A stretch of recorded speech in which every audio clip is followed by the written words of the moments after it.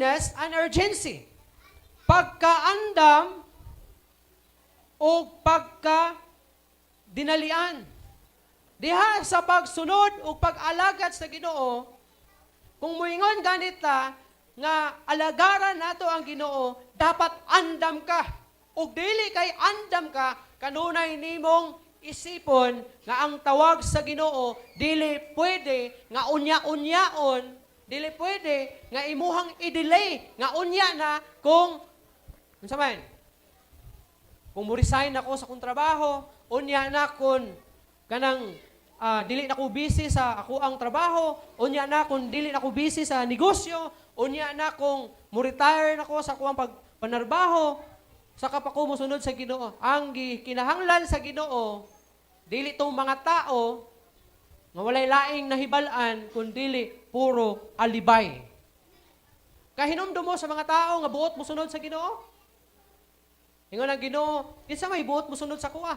Ingon tong usa ka tawo nga musunod ko sa imo Ginoo, pero muli sa ko sa kong balay kay lubong nako akong amahan. Nagingnan siya sa Ginoo. Napasagdi ang patay nga maglubong sa minatay. Nagingnan siya sa Ginoo, ang buot musunod kanako, dili magsigi lingi-lingi. Kay kung ang usa ka magdadaro magsigi og lingi, posible dili gayud siya o dili gayud mahimong matarong ang iyahang agi sa pagpangdaro. That's why, sa diha nga musanong ka nga mag-alagad ka sa Ginoo, kinahanglan willing ka, dili pwede nga ang buluhaton sa Ginoo imuhang i-delay, kay dili inana ang Ginoo nga ganahan, nga gusto niya nga ang iyang trabaho is kanunay delay, kanunay unya-unyaon, bisan kita na mga tao. Kisay boss dari sa kuan, na mga tao nga ginasugo. Ha? Bisag anak siguro nimo ug mingon ka sa imong anak nga pag kuan sabi pag palit sa dito og ice kay timpla ta og juice kay naman yun taron. Yamingon ang imong anak nga unya na ma. Hangtod na human nalagkaon wagi ice ni abot. Unya na ma kay busy pa ko diri napa ko gibuhat tiwason sa nako ning email. Di ba mapungot ka? Maglagot ka kay ang imong gisugo wala gyud gibuhat kay giunya-unya ra. Ang Ginoo dili sa gusto og unya-unya nga kinaiya. Once na musanong ka nga mga lagad sa Ginoo, dapat naa ka ani nga heart. Willing ka nga mutuman og kasabot ka sa pagkadinalian niini. Now, the willingness to obey and the urgency to act come from our fervent love for God. Kumusta ang atong gugma sa Ginoo igsuon? Makaingon ba ka nga love gyud nimo ang Ginoo? Makaingon ba jud ka, makasulti ba jud ka nga gihigugma nimo ang Ginoo? Matud pa diri ang pagkaandam nimo sa pagtuman sa Ginoo, sa dinalian o sa dali nga buluhaton. Kini siya naggikan sa buhat daw sa imuhang tinud-anay, ngaggugma sa Ginoo. Nya moingon ka gihigugma nimo ang Ginoo? Kapila ka nag-ingon nga gihigugma nimo ang Ginoo? Mas daghan ba ang pagpakyas nimo sa Ginoo kaysa pag-ingon nimo gihigugma nimo ang Ginoo? Igsoon kung gihigugma nimo ang Ginoo, masabtan nimo ang urgency sa buluhaton sa Ginoo nga gipabuhat sa imuha. Sige ra kag unya-unya, sige ra tag unya-unya sa buluhaton sa Ginoo, moabot na lang ang Ginoo, mubalik na lang ang Ginoo, umaabtan ka sa kamatayon, di pa mabuhat ang trabahoon. Kay sige ra kag unya-unya. Igsoon, atong tan-awon si Zacchaeus, Luke chapter 9 verse 61 and 62, Lucas kapitulo 9 versikulo 61 ngadto na sa 62 ang pulong sa Ginoo nag-ingon, og dihay lain nga mingon kaniya, Ginoo, musunod ako kanimo, apan tuguti una ako sa pagpanamilit kanila nga tuwa sa akong panimalay. Si Jesus mingon kaniya, walay tao nga magkupot sa daro ug mulingi sa mga butang nga naa sa luyo, nga angayan sa gingharian sa Dios. Naingon si Jesus Christ, atong tao nga mingon siya, musunod ko kanimo Ginoo, apan muuli sa ko sa akong balay, kay suginlan ako akong pamilya, mananghid ko sa akong pamilya. Tama man po ang iyang giingon. Tama man gyud puto yang giingon. Namingon sa mananghid ko sa akong pamilya kay basin di ay mawa kag kalit niya. Muadto imong ginikanan sa police station kay pablatter ka kay nawa ka. Kanya kay pagkahibalo sa mga pulis, nag-mission na di ka. Tuwan di ka ni kuyog ka sa usa ka leader. Okay ra tong panahon na kay si Jesus man to. Nya karog nakagikuyugan nga leader si Aguila. Tinga sila nga asa naman tong akong anak niya. Ibalaan sa pulis, nagkuyog-kuyog ka ni kuan ni Senyor Aguila. Patay ka. Ha? O ka nagkuyog-kuyog ka ni Pastor Kibuloy. Patay ka, apil ka sa gukdo niya. O gukdo sa otoridad.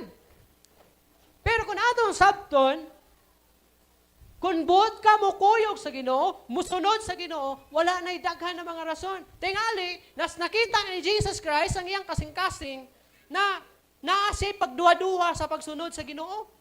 Mingon siya nga musunod ko nimo, pero dunay apan. Inaana maguta, daghan og mga apan. Mingon ta nga musunod ko sa Ginoo, mag-alagad ko sa Ginoo, pero daghan og pero. Gusto ko mo alagad nimo Lord, pero napa mo ko'y trabaho Lord? Gusto ko mo alagad nimo Lord, pero kanang di man ko bright Lord, murag basin og walay maminaw sa kuha.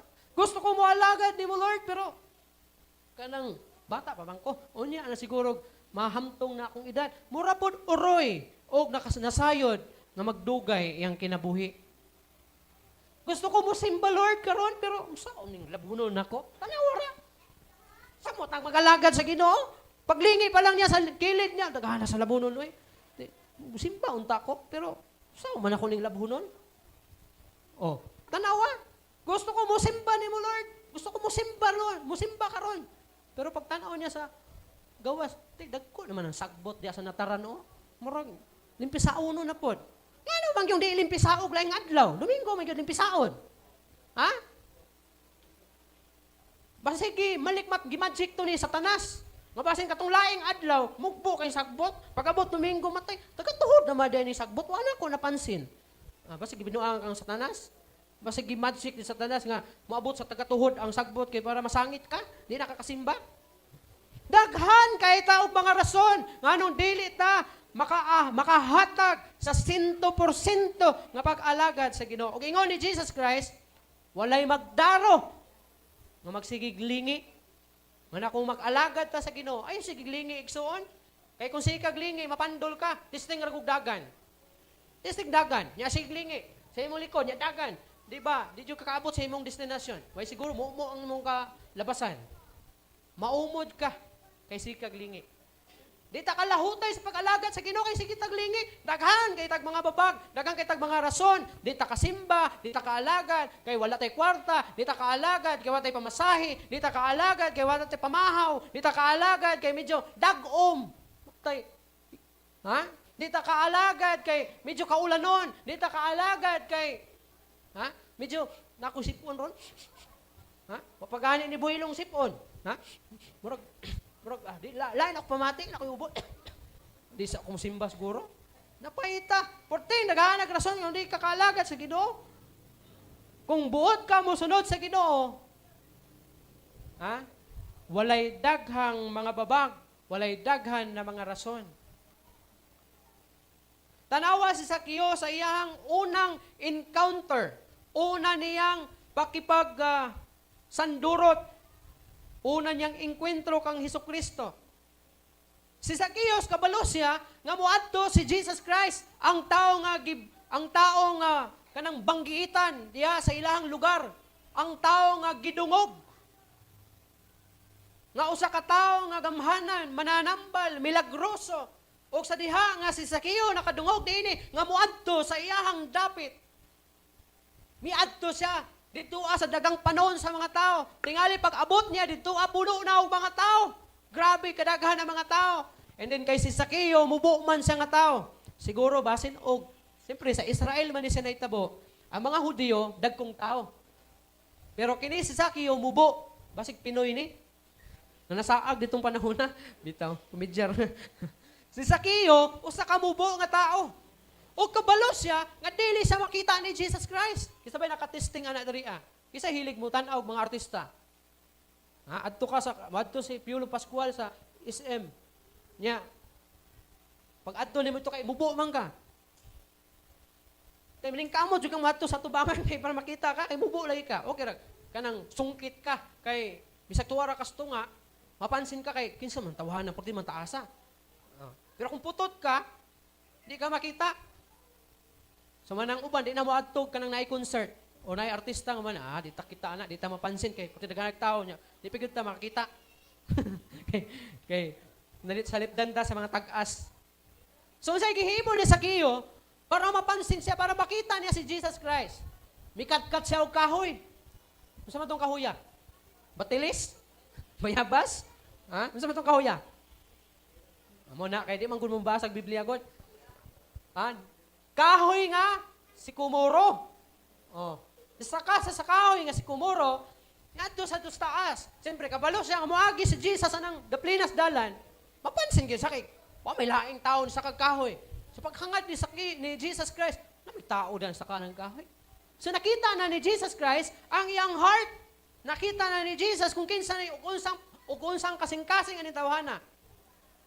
Can you imagine? Kinsa may nagsulti adto kay Jesus Christ nga Sakeo ang iyang pangalan. Pero nganong pagduol niya dito, paghangad sa sikumoro nga kahoy, may sa Sakeo, naog diha kay didto ko maadto sa imong balay. Oh, di ba? Ingon sa Sakeo, naog diha kay didto ko maadto sa imong balay. Miadto sa dito sa iyang balay. Kay si Sakeo usaman ka tax collector, maniningil og buwis. Sa laktod na pagkaistorya, tikasan. Okay. Dautan man na nga trabaho sa unang panahon. Pag tax collector ka, makasasala ka. So dunay tikas ginahitabo diha. So, pag abot niya sa balay, may kwarta sa dito, bingon siya sayang sa kay Jesus Christ, magtutudlo, ako ning ibalik ning ako ang nakulikta aning mga tao nga nasa gawas. Unya, ako pag yung dungagan ko pagayod. Di ba? Kurting lipaya. Zacchaeus, he act on running toward a sycamore tree to show, aron ipakita ang iyahang willingness and persistence to see Jesus. Aron mapakita niya ang iyang pagkaandam o pagkamalay, mapinadayunon nga makita gayud niya si Jesus Christ.